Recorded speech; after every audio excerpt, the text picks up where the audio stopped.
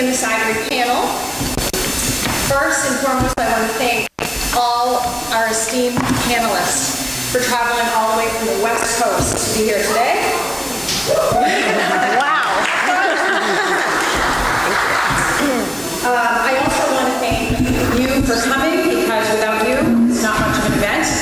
And this is totally run on the energy of volunteerism. So thank you to all of the board members and the volunteers that come, and all of the faceless people that help put Cider Days together every single year. Okay. My name is April Woodard. I'm on the Cider Days committee. I'm also a cider maker, and I work in many facets of the cider community and industry at large. I'm going to be moderating today. I'm going to be moderating the discussion, and I'm going to be keeping strict time limits. We're going to ask you to wait, please, until the very end for your questions. I'm going to try to be strict. I want to take one moment to talk about what our mission here is today, and what this panel is about. It's to take the larger context from the Me Too movement and bring it specifically into the cider community. Although we can't solve these issues in 1 hour, we can work towards making this a start to coming together to create an egalitarian, inclusive cider community, and hopefully well beyond. We aim to shine a light on these shared issues, and by coming together, share strategies and action items that can be put into use to affect change. All right, and with that, I'm going to welcome our speakers and introduce you to them. On the end, we have Emily Ritchie. She's the Executive Director of the Northwest Cider Association. Emily was formerly in Marketing Department, Oregon Department of Agriculture. Her cider venture began 4 years ago. She was running a farm-to-school program when she met the famous Tom Oliver, and I guess that set her on a course for changing her life to a cider life. In her role as Executive Director of the Northwest Cider Association, Emily supports cider makers in Oregon, Idaho, Montana, Washington, and British Columbia. She also reaches passionate cider drinkers through marketing, education, policy, and a strict cider competition. Next, we have Pat. She hails from Humboldt, California, where she owns and operates as the maker, and I think you wear all the hats over there, at Wrangletown Cider Company. She also owns North Story Wine in Arcata, California.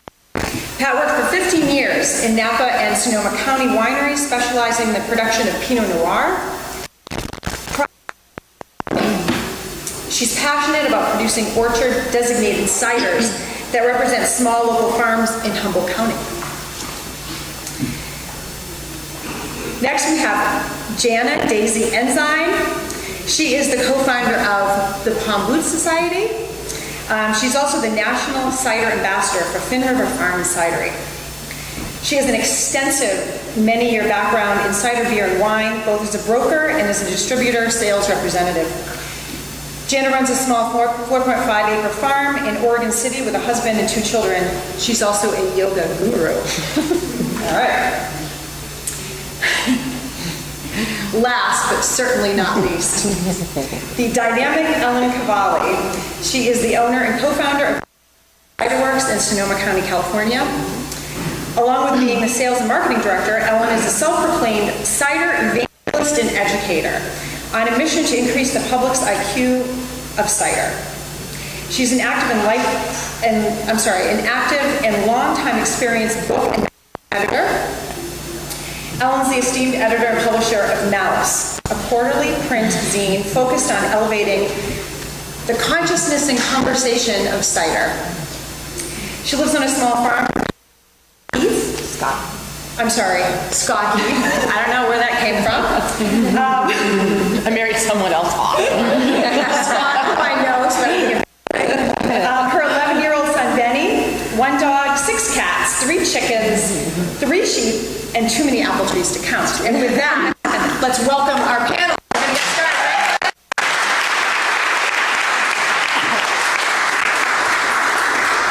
We're going to be beginning with Emily Ritchie on the end. Do you mind helping pass these in? Or someone? Absolutely. My wonderful volunteers, Jill, Stephen, Laura. Oh, I'll hand these out. Thank you. Oh, one more thing. If you do have a glass and they're for purchase in the other room, we'll be doing 3 tastings of their ciders. All right, so I'm not a cider maker, so you get maps instead of ciders. These are maps of the cider makers in the Northwest Cider Association, so if you are able to come out to the Pacific Northwest, we'd love to show you around. These are great areas for apples and for cider making, so have fun. Come visit us. Hi. Sexism in the cider industry. I wanted to start kind of in the larger picture of why we're here and why this is an important conversation. This is a conversation about power.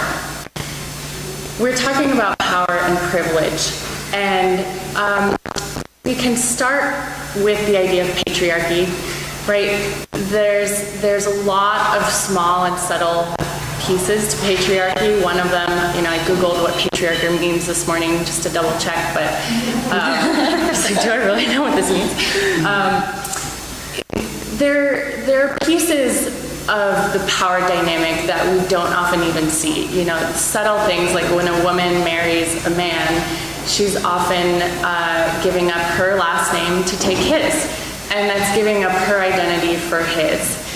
It may not be inherently bad, but it's something to recognize that that's sort of an assumed decision. With power, again, it's not inherently bad, but it's something that we need to recognize and have a conversation about, and those who wield the power hopefully wield it in a responsible way. So sexism is deeply entrenched in our society. It's entrenched in the cider industry. And this is a conversation that we were eager to have, just to open up that conversation to make people aware of things that they might not see every day. Thanks guys for coming in. I was trying to think of an example this morning of a sort of easier discussion topic to start with. I'm the first one. And I thought really a lot about children and parents when we think of a power dynamic, right? It's not inherently bad that a parent has power over their kid. But it's important that they wield it responsibly. And it's important that we not only take care of the kids' immediate needs and make sure they don't lose a finger or a limb or die, right? Those are really extreme, but we want them to thrive as well. We want them to be encouraged. We want them to be well-fed and be able to turn into thinking beings themselves. So when we think of patriarchy and we think of sexism, it's more than with the Me Too movement, thinking about women being raped or something really extreme and bad happening to them. There's a lot more subtlety to it than that. And I'm not here to just point fingers at, men and patriarchy. I am a white woman, for those on the podcast who can't see that. And I also have power. Jill, sorry, just wait.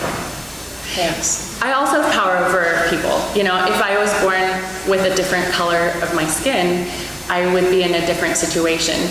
So it's not enough for me to just acknowledge that racism is out there and, be a good Portland hipster and sort of dust off my hands there. Oh, great. I need to keep engaging with this topic. I need to keep learning and thinking about my actions. So that's what we thought we would bring up today. And one of the subtle examples that I have from my personal experience in the cider industry was I was driving with a male colleague from Portland to Seattle. The day looked much like today. gray, rainy. It's about a 3.5-hour drive, so you sit back and you talk. And in the middle of traffic, we got stopped, and my male colleague put his hand on my knee. He's driving, his right hand on my left knee. And in the moment, I thought, surely did he just miss the shifter? Like what? Like he just went kind of far. What? And I didn't say anything because I was really surprised. But as I think about it after that, I was being treated more like a sexual object than a colleague in that moment. And if I had been a male colleague, I'm pretty sure that wouldn't have happened, and I'm pretty sure I also would have said something like, what are you doing, dude? You know? But I didn't. And it is still a perplexing thing when I continue to interact with this man, and it makes me wonder when I'm speaking, you know, what else is going through his brain. And I have plenty of examples, and I'm not here to shame my male colleagues, and I am not going to call anyone out. But I do want to say that is one of the more subtle ways that sexism is out there and in the industry. So I just wanted to ask, if you had said something, what do you think would have happened? Like, what made you not say something besides the surprise of that moment? If I hadn't just been surprised, I think it would have been slightly awkward, but I think I could have said something like, dude, you know, one word would have been great, dude. It would have acknowledged the situation. But I don't know. Because sometimes when we find ourselves in these situations, there's a fear to speak up because of how that might impact you in many ways. There's often a fear.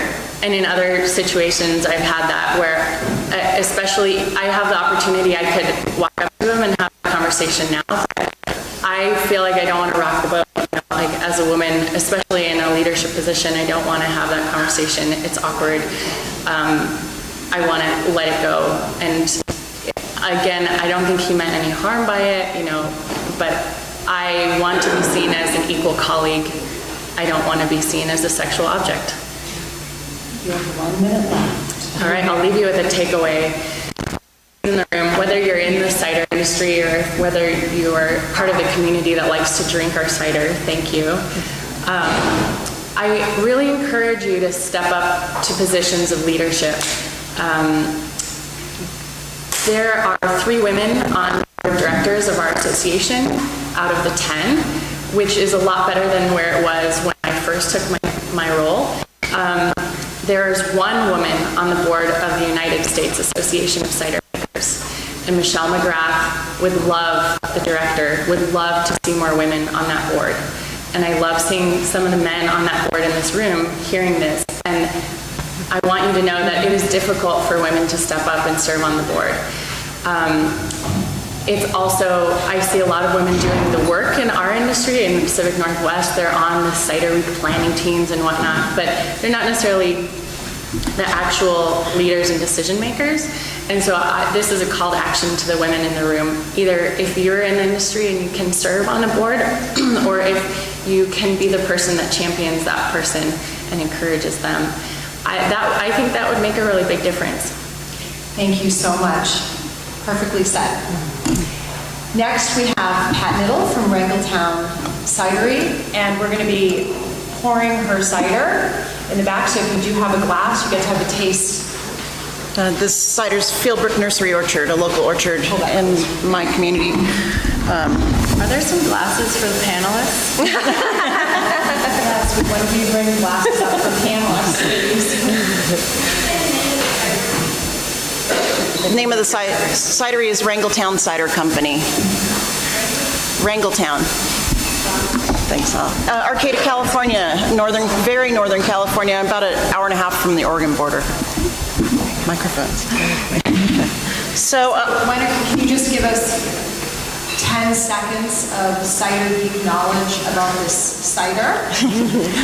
So this is a retired ag teacher from a local high school who planted this orchard. He has about 115 varieties of apples, and I get about 12 to 15 of those. I'm getting his number 2s that don't make it to the farmer's market. I don't get the picture-perfect ones. They're the little guys and blemishes and scab, and that makes just fine cider.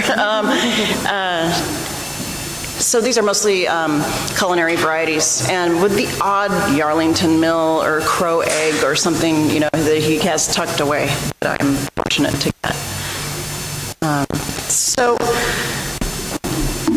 back up to year 2000, after being bouncing around, not knowing what I wanted to do when I grew up, I landed in the wine industry, first in a tasting room, then to a laboratory, where my first harvest was in 2000. During that harvest, I was just so enthused and ready to be there, and I ran into the cellar master who said he would never hire a woman because women weren't capable of that physical labor that is involved in doing that. And yeah, right. Show them your hands. Yeah. So I worked in the laboratory and then moved on to another large corporate winery where I worked in the lab for 3 years and became lab manager. I could see that at that time in the industry, that's where a lot of women, where things stopped for them. They didn't get into production. They were pushed into, they were left there with nothing further. My boss at that time was far more qualified than the 2 winemakers who worked over her. So the writing was on the wall, and I decided to go to New Zealand for 2 harvests and get, in 2002 and 2003, to get cellar experience.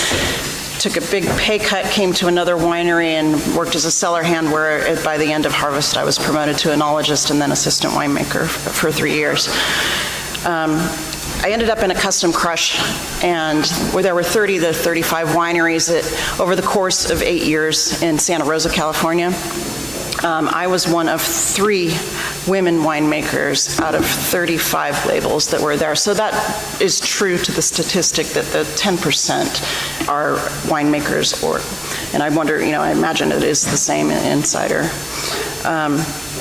During that time, I saw many young men promoted, even without an educational background in fermentation, be promoted to assistant winemaker with just 2 harvests experiences under their belt.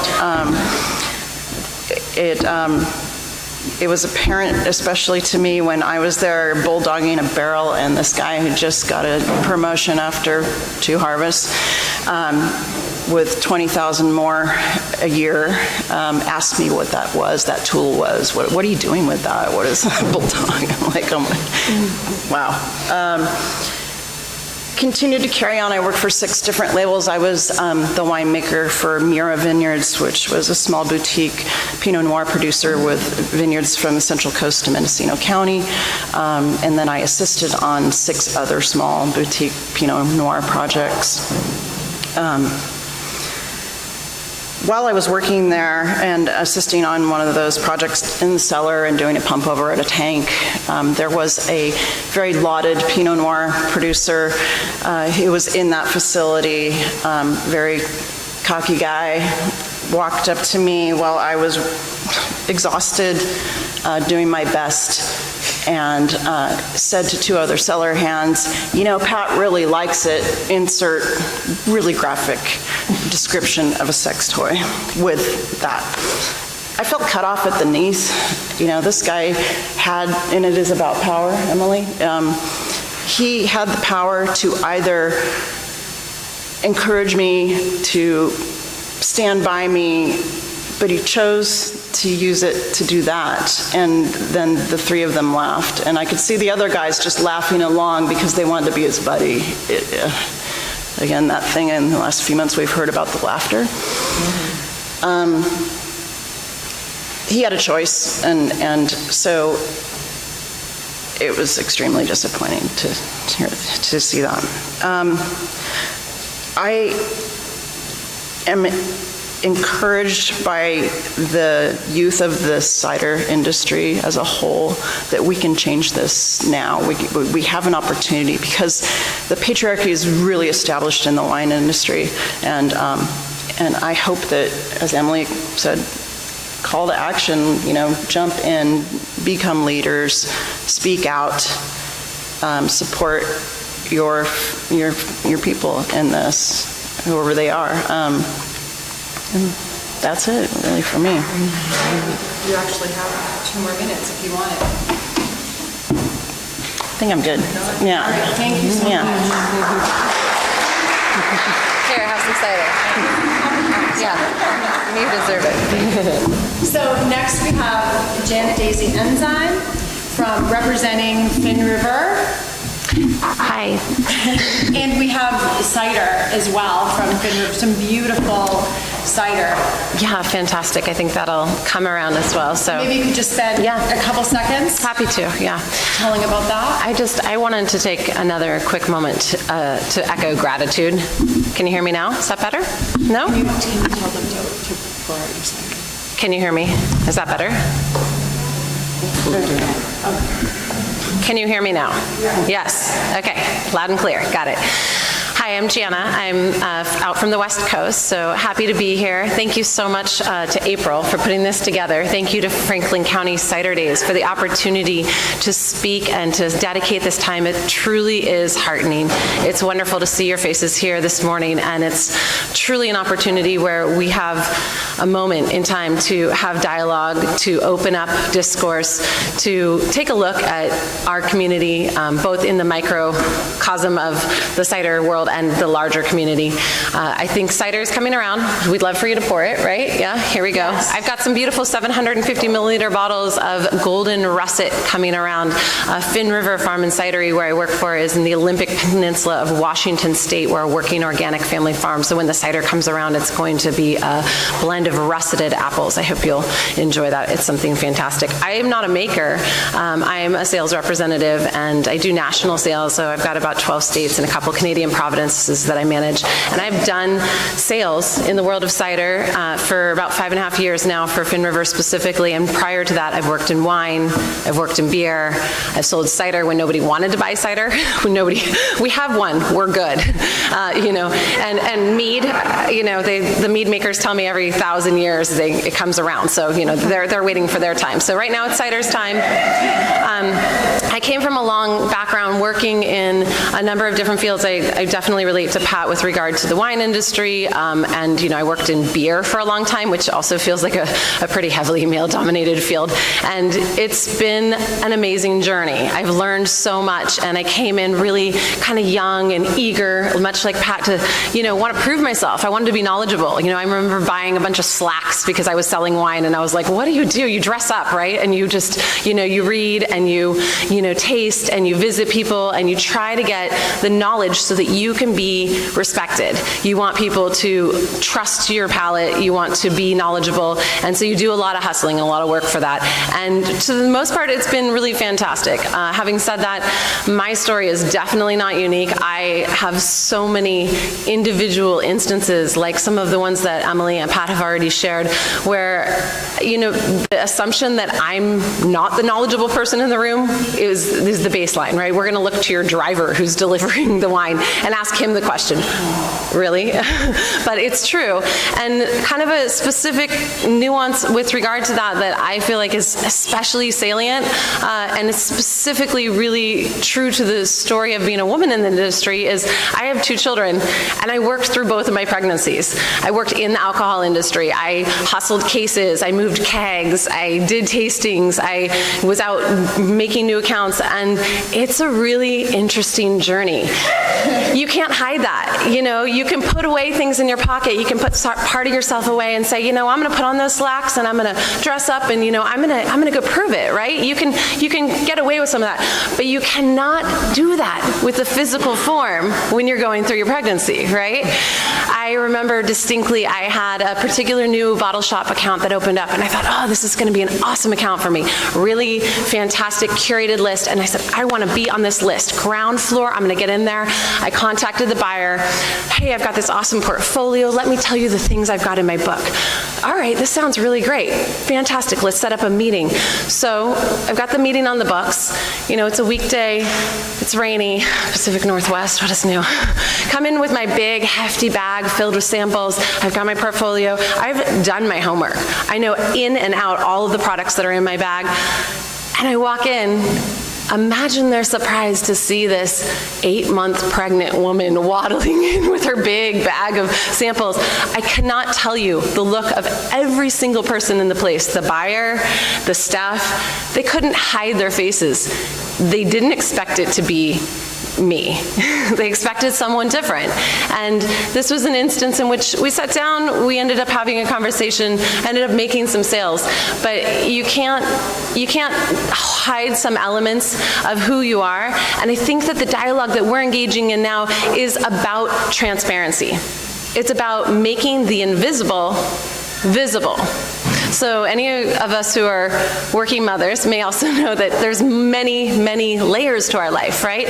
You might be dedicated, you might be fantastic at your job, and there's this whole other job that you do all of the time, right? You don't forget all of the nuances, you don't forget all of the small details. That all happens behind the scenes too.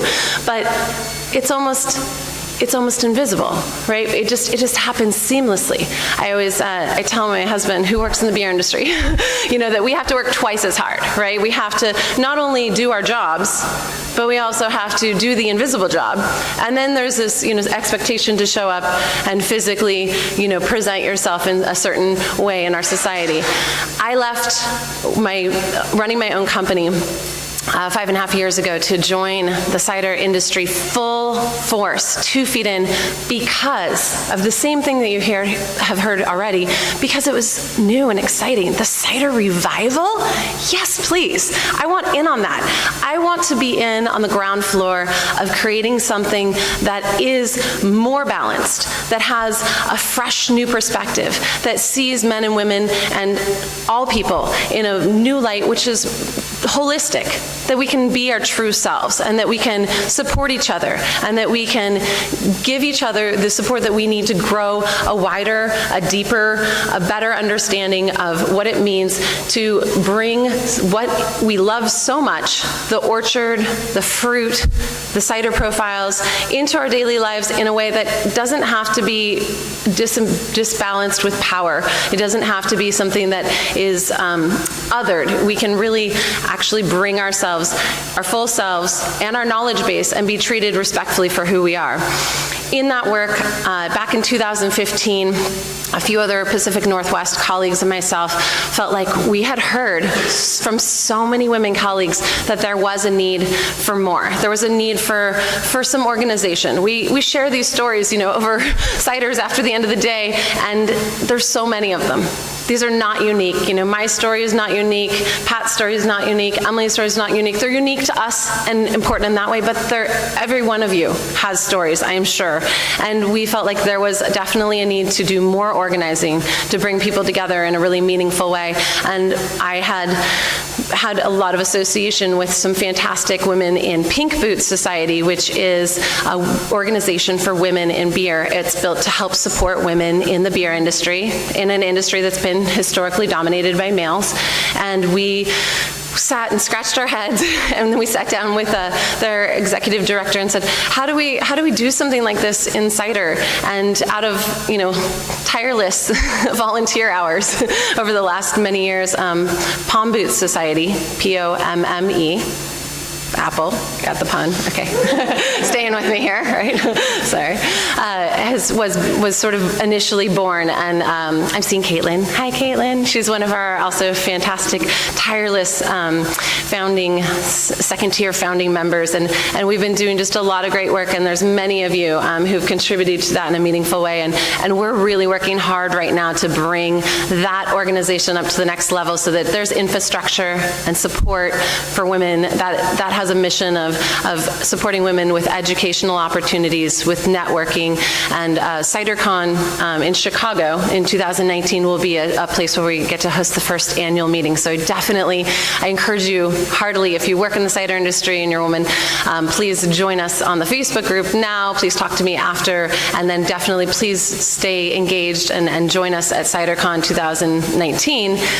My call to action is around making the invisible visible, around opening up dialogue, and around being an ally, being supportive.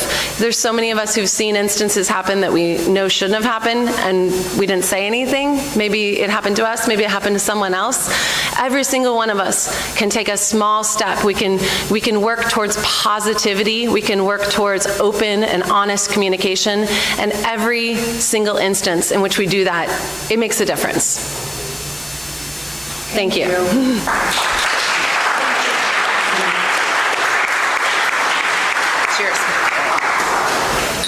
Cheers. So I would like to welcome Cavalli to be our next speaker, and she has also donated some cider today. Yeah, good morning, good morning. Let's have breakfast cider. Let's have some top. Right? Like I wasn't just drinking 3 hours ago anyway. Wow, cider days. This is what happens when I leave home and I'm not like having the mom all the time. It's awesome. So I'm pouring, I think they're going to be pouring, I brought top. Yeah, okay. I'm on this, guys. We can do it together. Okay, so top work is from the 2016-2017 harvest. It's a blend of organic dry farmed, grab and steam, Nihu, and transcendent crab apple from our farm. Knock yourselves out. Pairs well with cider donuts. That's what I'm looking for. I just promised cider donuts this morning. I did cook yesterday, but it's a different day. I don't know. You're going to have to edit this out on your videos and audio. Just work with me. Good morning. I'm Ellen. I don't have a plan for today. First I want to say, look at this audience. Like, this is super cool, all right? So I'm trying to do a head count. And I'm not trying to make gender binary decisions here, just my guess, okay? And what I don't know, though, is like, how many of you are in the industry or in hospitality or just like cider enthusiasts? So I thought it'd be kind of cool to just, for my own data collection, because I'm compulsive that way, is by a show of hands of people who are, how about if you're in the cider industry, you're actively like making or selling or growing for cider, can you raise your hands? All right. That's some people, I don't know, I didn't count you, but that's just some people. Okay, so that's good data. A quarter. Darlene? Not even. Let's add this up. And then that's how many of you are in the hospitality industry? So you're a restaurant or store buyer or something like that who interfaces with cider and cider purchasing. You're hesitant to even admit it. All right, because you don't want me coming up to you afterwards and be like, you want to have my cider? That's not what I'm scoping. I'm not trying to do that. Okay, so a small fraction. And so is it safe to assume, by show of hands, that the rest of you are just cider enthusiasts or interested in it? Wow, that's like beyond enthusiasm. And this morning, you can muster that? You're hired. Okay, great. So I really appreciate you guys being here. And, we're talking about like the nitty-gritty of what happens behind the scenes and, the tension that there can be between women and men, and it exists. And so I want to also be able to talk to you in those terms about, as cider enthusiasts, as cider drinkers, what sorts of things you may see as well that sort of are emblematic that there is some sexism, that there is some problematic relationships between how men treat women. And that's what we're really talking about here, okay? And we have to admit that. And so I guess to backtrack really quickly, how's my clock? Backtrack really quickly on my clock. Carry on. Yes. I guess what I'll do is I'll talk a little bit about the part of the industry, and then we will work into part where you as the cider drinker and the cider consumer, which I hate that word, where you may see some things and you may be able to help us out, meaning help us women and help the cider industry become more egalitarian, because we can do that. It's within our grasp. So really briefly, I do this, I'm not going to talk so much about my experiences right now, because what I did this little zine called Malice, and this is not a plug for Malice, but maybe a tiny one. But I do this zine, and Maybe you could just explain what that is for people that might not know. it's a super nerdy cider zine. It's print quarterly, super geeky. This goes back to my beginning as a zine editor back in the mid-90s, okay? So I'm just going back to my roots. I'm sick of this all the time and people commenting on Twitter. I'm just done with it. Like, let's have some real dialogue. Let's dig in, and we're gonna talk about things that might be super nerdy. Like, let's talk about wild apples. It's awesome to me. Or in this case, what I was doing is I started a completely different article for this issue, which is the fall issue. And then the Kavanaugh hearings came on. And we were talking about this panel. And it gutted so many women I know. It gutted all of us. Because what it was doing was re-traumatizing. Every single person in this audience, every single woman you're looking at right now, every single one. I do this when I'm walking through the market.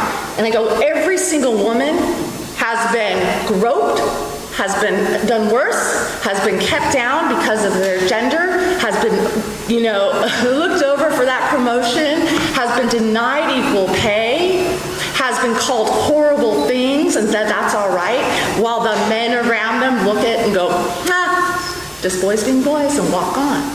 We've all been there. And so I felt like I had a responsibility to cover that for my little zine. So I switched gears, and what I did is I reached out to women in our industry, and I said, you can be anonymous, I don't even have to publish it, tell me what is going on in your life. Because here are the good things about cider, and this represents it too. We're pretty much, as cider drinkers, what you see in this audience is true 50-50 women and men. That's great. What other industry, what other alcohol beverage category can say that? I don't think any, okay? Certainly not beer, certainly not spirits. So we have a really good base. And we have really great representation, actually, in the cider industry. So we have more women working in the industry. You should show me my clock so I keep myself on track. I'm good. I got 5 more minutes. I'm minding you. Okay, thank you. Which is not an easy job. So I said, all right, there's a lot of good things about our industry. We have better representation. There's better representation both on the producer and the consumption side. Great start. What are some of the problems, though? And so women reached out to me, and they told me about unwanted sexual advances. They told me about people touching them, men touching them, their colleagues touching them, that they shouldn't be doing that. They told me about comments, this toxic bro mentality, especially after events or when the guys have been drinking a lot. One woman told me, she had to stop distributing her ciders because cider's often treated as beer, and she stopped having her ciders distributed by the only distributors available are these beer distributors, just because of comments she was getting all the time. She owns a cider company, just terrible comments, unwanted advances, and this just I don't want to go into detail because I said it, I wouldn't, but just really ugly stuff, more in line with what Pat's talking about, and so she stopped going through that, and she had to limit her business because of that. Is a man ever going to experience that? No. So we do have these things that maybe it's not so overt.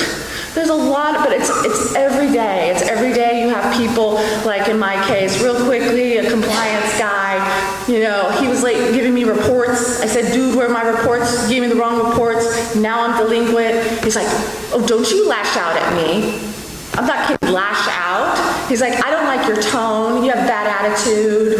I don't know if I can work with you anymore, and you're not fun to work with. I'm not having fun with you anymore.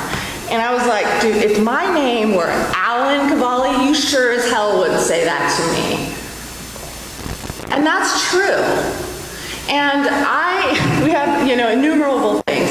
So it's almost constant, and sometimes it seems really subtle, but it's there, and it does have negative impacts on how we do our business. So in one case, someone's just like, she limits her distribution because of it. Or another one, doesn't want to be in that industry. So those are things that I'm pretty mindful about. And then as far as consumers, I was, kind of checking in on that too. And there's some sexist marketing that you don't think twice about. And, I was on Instagram, there's a Cidery that a woman in a little bikini, very buxom, and it's part of a contest, and it's like, show us your cans. Like, take photos of our products and show us our cans. It's still up there. And all these women were commenting like, wow, that's like really offensive. You just are objectifying this woman. You're using boobs to sell your cider. Like, that's not what cider's supposed to be about. And they went on and on and on this post. The guy, I guess, who's running it, I don't know, said, no, this is how we honor a strong, independent woman. That's not how we do it. And so my recommendation in those situations, and I've seen some other sexist marketing where it's very much objectifying and sexualizing the woman to sell a product. We see it happening all the time, but how does that make my cider taste any better? It doesn't. So my call to action on the consumer end, which it seems like there's more of you, is you see it, you say something, you object to it, and you're like, dude, okay, fine, I'm not going to buy it. I'm going to boycott. And so we take that power, right? So in the industry, we need to take our steps to ensure more egalitarian, more equity, more equality. And then on your end, as a consumer, you know what I mean? Have really high expectations. Buy your ciders from more women-owned cider companies. Ask those companies, if you see a bunch of dudes there working, hey, what are your, are there any women work here? Why not turn it up a little bit? Why not put that pressure on there? You see some sexist marketing or some can design or something like that has women's boobs, you just follow up an email to those people and just totally trespasses a lot of what's in good taste, and I'm not buying your product because of that. Push back on that. That's what we need to do. It's fine to talk about it. If someone says some stupid remark to you, I call them out right then and there. I don't care who's in the room. If we just do it, if we just say enough, maybe things can change. We don't have to let it get as toxic as these other cultures. Because we have a good start right now. We're 50-50 right now out here in this audience. And if every woman and every man makes everyone accountable for each other, then we have a really great future. We can really be a really egalitarian, beautiful community. And we have to have high expectations for each other, hold each other accountable for it, and be unafraid.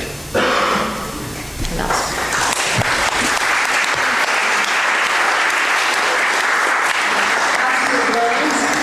Well said. I think probably besides casting your vote, your dollar and your behavior in society is really what can make change. It's what you do, not what you say, that really matters.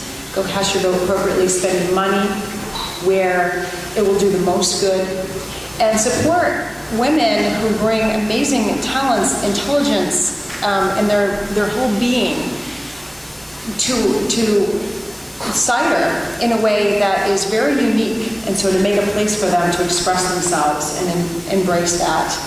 Thank you. I just want to thank all of you. We're going to take questions in one moment, and I just want to take 1 second here to also alert everyone in the room that this is being podcast by Cider Chat with Rhea Windcaller. Thank you so much, Rhea, for helping to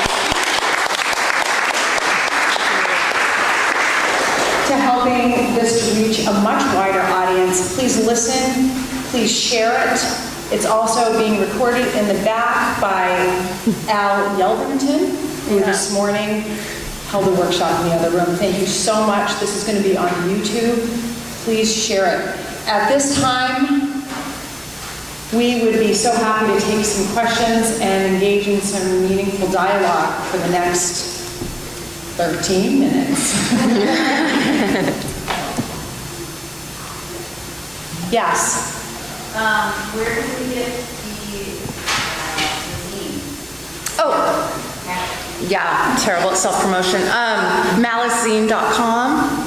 You can it's M-A-L-U-S. Oh, I know, isn't that great? It also kind of, it's a homonym for like malice, like intentional. But malice is the botanical name for the genus of apples. M-A-L-U-S. Yeah. Zine.com. But I mean, don't just subscribe just because of that. But I appreciate it if you know. Thanks. Okay. I had a question for Pat. Jana mentioned getting out of, or being excited by the cider industry from the sales perspective because of the kind of new start, fresh start, egalitarian things of it. Pat, did you move out of the wine world into cider for a similar reason on the production side? Was that part of the decision to move into cider, or was it you love cider after the culture of where you can play a role in this industry? I moved into, oh sure, I was just wondering if I can quote you. Did I move into the cider industry because of what I was seeing in the more refreshing example of maybe more egalitarian culture in cider from wine? I'm still in wine, I still make wine. And it was just something that drew me in even further, but it was really cider and being excited by certain ciders, and especially ciders in this region. It was like, oh, it could be this, yeah. And then there was that, and then this really refreshing community to be a part of versus what I was seeing behind me.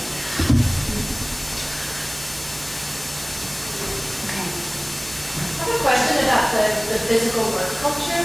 I've worked a little bit on, cider farm, and there is this emphasis to like prove that you're the justice track the gallery. You can lift all the equipment. And I remember, dealing with a piece of equipment where it was just really badly adapted to a person's lifestyle and strength. And so I wonder, are there ways that you have adapted your production to be more accessible to more kinds of ability? Because the fact is I'm never going to be as strong or able to lift as well some of the equipment that is designed by men for men in these industries. Just physically strong. Physically strong. I would say I use my tools, and I worked for a wonderful man in that custom crush situation, and he would be, Pat, get the forklift. It's okay, you don't have to move the mountain. And I probably do, but and I remember hearing Kathy Corzone, who's an incredible winemaker in Napa Valley, saying you find ways to move things and make things happen. And I get up and use my lower body, to kick things down, and versus being able to heft it with the arms. But use your tools, that you have. Get things that will make it easier for you. And as you get older, it doesn't get easier. It's a great question. Yes, please. I have a comment on that, as well as, This is, maybe you can identify who you are. sure, I'm a lot. I grow apples. And I have a background in training under very old men in the apple industry, because that's all there are a lot of the time. It's just very old men. And so I wanted to comment on that, in that there is going to be a turnover here soon of attrition when it comes to and of course working from the beginning of Cider. And so this is a time to, in terms of using equipment, for example, like making our lives easier, it is so hard to talk an old man into teaching you how to use his tractor. You know, almost impossible. It took me 3 years to be able to sit on a tractor. And so, in creating these networks, communities of encouraging women, it's every bit as much of, skill sharing, access to skills, as well as like, because we're going to end up in order. We just need, we can't end up in order. But there's already a big hurdle into doing that because of this patriarchy that we're now identifying. And so, like for me, I go through a lot of flack for using a chainsaw. Oh, honey, you shouldn't be doing that. And it's like, no, this is what I do. My chainsaw is appropriate for my size. And my name is Eliza. Right, my name is Eliza. So it's anyway, in terms of adapting for doing like this heavy work, it's a lot of times translating just how to use the equipment. You just show me how to use it, and I'll do that work. So yeah, that's just That's great. And I think Palm Boots has done a great job in the limited time that they've been around at being able to teach things like that. How do you learn how to tap a keg, or what the little subtle things in the industry? Someone has to teach you. Someone has to mentor you. And I love that Palm Boots is available for that. Skill sharing all the way, right? Like I'm a small scale farmer, and the whole greenhorn movement, it's like I'm not learning those skills passed down from generations. We're kind of out there like figuring it out. So I think that's so salient. I'm like nodding when you're talking about this. It's like how do we get these kinds of tools, this knowledge, the ability to freely and easily, happily share skills is such a valuable tool that I think that we have in our arsenal.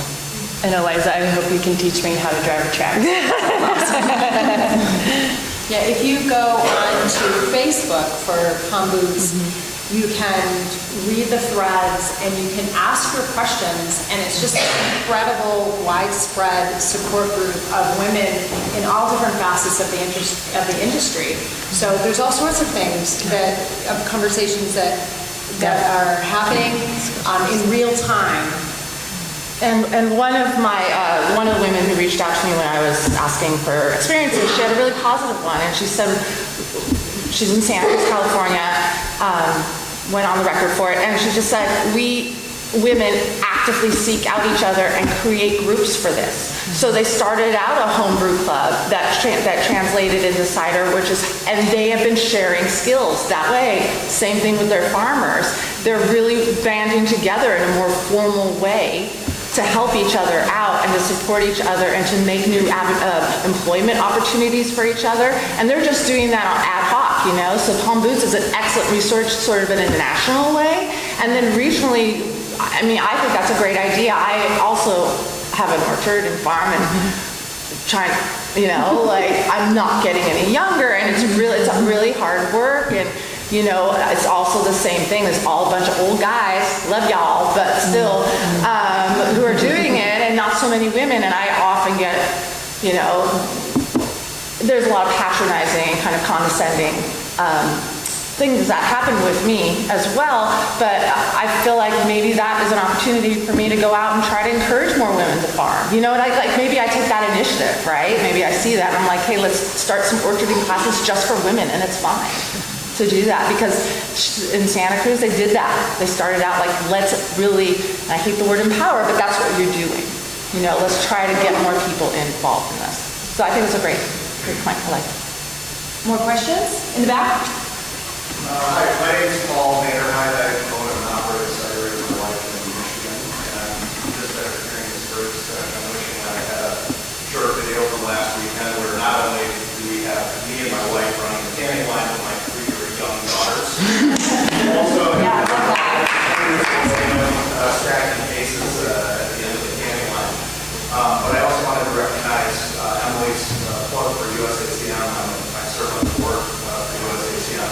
serves as presidente.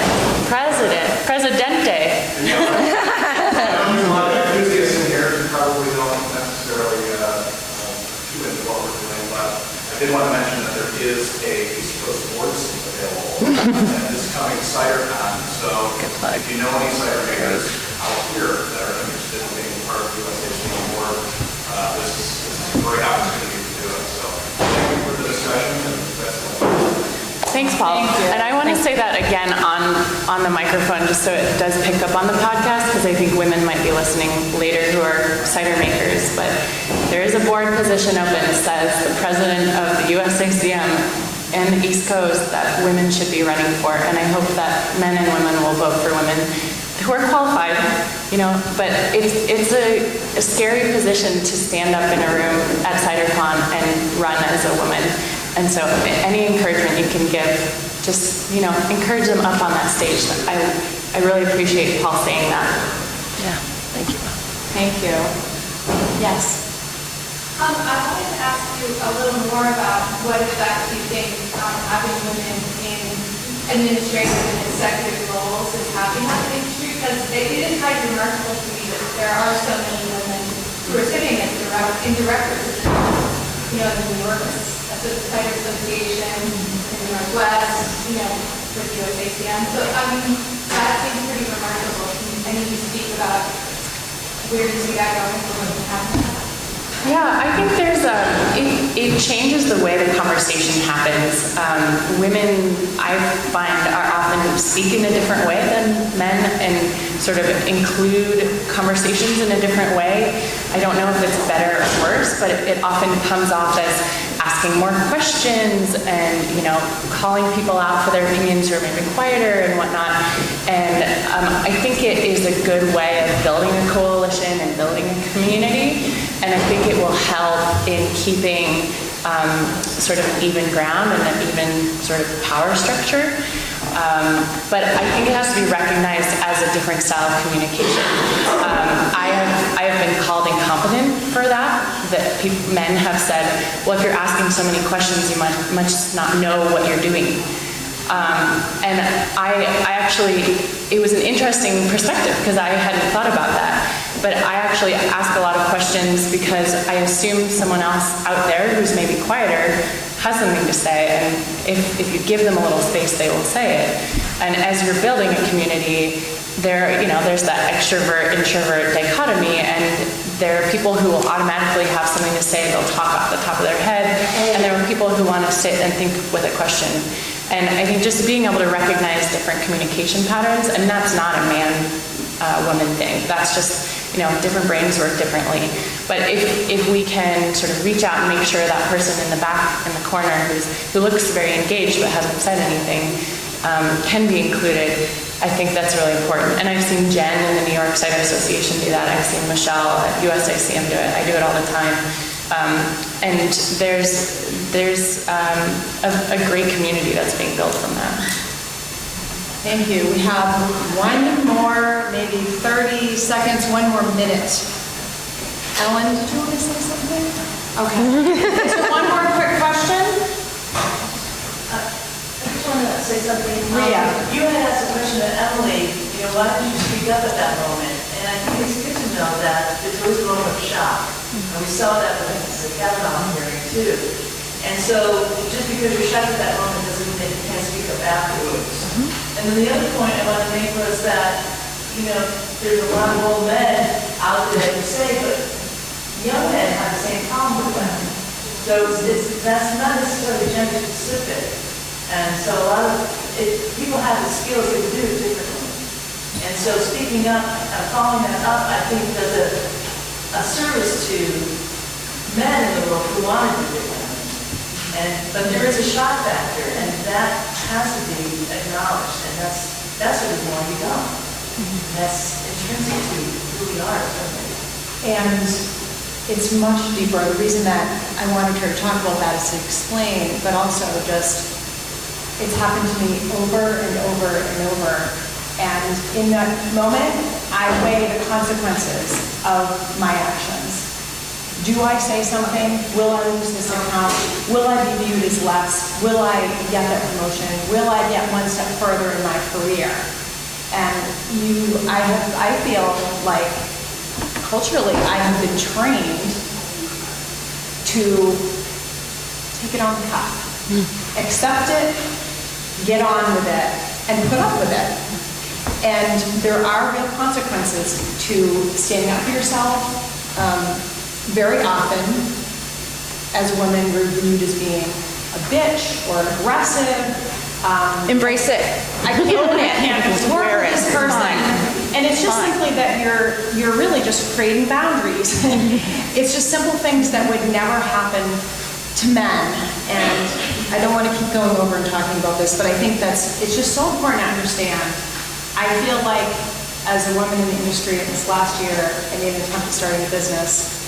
I found it extremely difficult, and then I had to work. I felt like I had worked twice as hard to get forward. Even my own mentor ignored me and preferred to speak with my male counterpart, like I was invisible. And it was really strange because as a 50-year-old woman, I am tired of that scene. And I'm trying to speak up more and more and more, and also be a strong witness for the women around me. It's almost like bullying. When you're witnessing and you're not doing anything about it, you're part of the problem.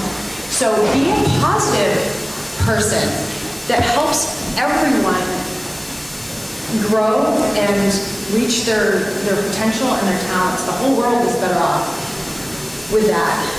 All right, we are over. Al's telling me to end it. I just want to say again, very, very personal thank you to these amazing women right here that came all the way from the West Coast on their own to come and be here. So appreciate everything you contributed. And Thank you, April. Each one of you contributed something so unique. It's like the